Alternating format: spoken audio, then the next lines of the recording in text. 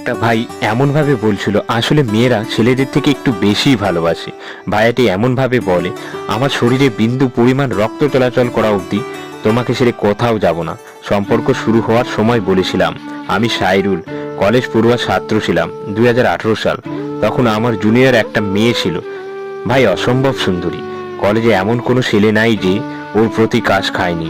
ভাগ্যের কি নির্মম পরিহাস, সে আমার উপর ক্রাশ খেয়ে গেল। দূর থেকে দুজন দুজনকে দেখতাম, কেউ কাউকে কিছু বলার সাহস পায়নি। হঠাৎ ভাবলাম যা হবার হবে, সামনে গিয়ে প্রপোজ করি। ওর সামনে যেতে না যেতেই হাত পা সব ঠান্ডা হয়ে যাচ্ছিল, হাঁটু কাঁপতে থাকে। একটা বন্ধু ছিল, নাম না বললেই নয়, যে এই সম্পর্কের মূল কারিগর, আমার খুব কাছের বন্ধু আবির। আমার এমন অবস্থা দেখে সে দুষ্টামি করে জাসমিনকে বলে আমাকে কিছু ছেলে মারছে ওকে ফুল নিয়ে প্রপোজ করতে আসছি দেখে। এটা শুনে জাসমিন এক দৌড়ে ক্যাম্পাসের পিছনে এসে দেখে আমি ফুল নিয়ে বসে আছি। আমি তো হতভম্ব হয়ে গেলাম, ও এখানে কি করছে? পরে শুনি এই অবস্থা। এই সুযোগটা হারাতে চাইনি, তাই বলেই দিলাম আমি তোমাকে ভালোবাসি। তখন সে আমাকে একটাই কথা বলেছে, যদি সারা জীবন এই হাতটা ধরে রাখতে পারো তাহলে আমিও তোমাকে ভালোবাসি। তখন কিছু না ভেবেই বলেছিলাম, শেষ নিঃশ্বাস পর্যন্ত আমাকে তোমার কাছ থেকে কেউ আলাদা করতে পারবে না। সম্পর্কের মাঝে কোনো সমস্যাই আসেনি, আসলেও দুজন দুজনকে খুব বুঝতাম, তাই ভালোবাসা দিন দিন বাড়তেই থাকলো।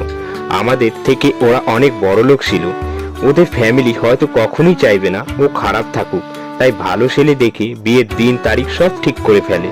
2023 সালের এপ্রিল মাস। ও অনেক বুঝিয়েছে ওর ফ্যামিলিকে, কিন্তু আমার ফ্যামিলি না মানলেও আমার দিকে তাকিয়ে হ্যাঁ বলে দিয়েছে।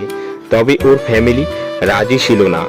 এর মধ্যে আমার মাস্টার ডিগ্রিটাও শেষের দিকে। সব মিলিয়ে কি করব কিছুই মাথায় আসছিল না। পালিয়ে বিয়ে করলেও ফ্যামিলি মানবে না, সবকিছু নিয়ে পেরার মধ্যে দিয়ে যাচ্ছিলাম।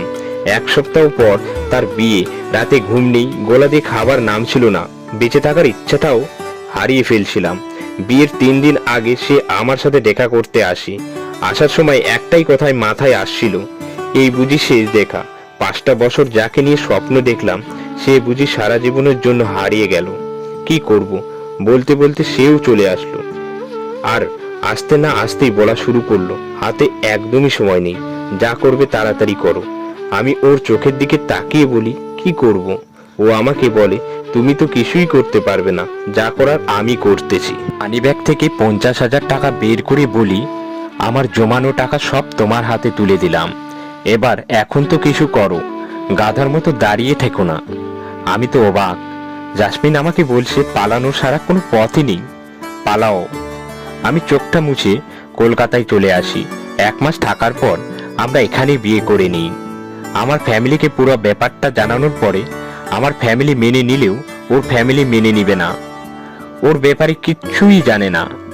আর যে আমার হাতটা ধরে নিজের সবটা ছেড়ে আমার কাছে এসেছে, তাকে তো আমি কোনো দিনও কষ্ট দিব না, একটা কাটার আঘাতও পড়তে দিব না তার গায়ে। অনেক সাপোর্টিং একটা জীবন সঙ্গী পেলাম, এই জীবনে আর কিচ্ছুই চাই না।